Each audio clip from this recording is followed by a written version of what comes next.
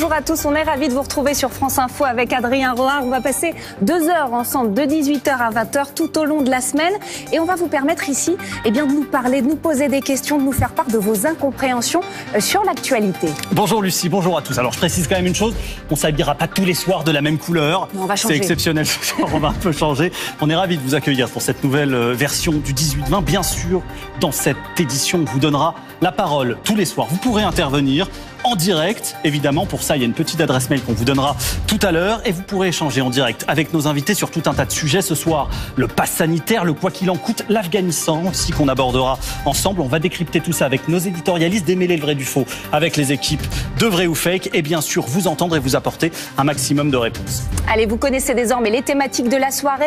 Avant d'en parler, on va faire un point sur l'ensemble de l'actualité. Ça se passe avec Flore Maréchal. Bonsoir Flore.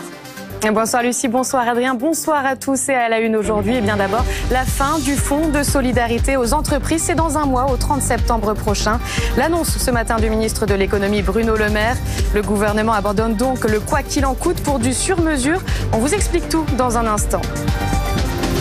Le pass sanitaire obligatoire pour les salariés, ça y est, il l'était déjà pour le public dès cet été dans les restaurants, les cinémas ou encore les musées.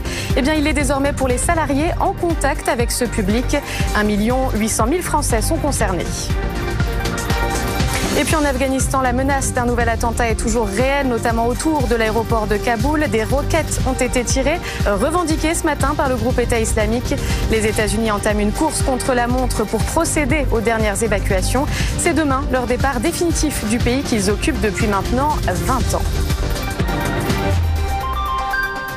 Malgré la crise, en France, l'économie se porte plutôt bien. Selon le ministre de l'économie, Bruno Le Maire, il a annoncé ce matin la fin du fonds de solidarité aux entreprises dans un mois, au 30 septembre, sauf pour les départements d'outre-mer. On l'écoute.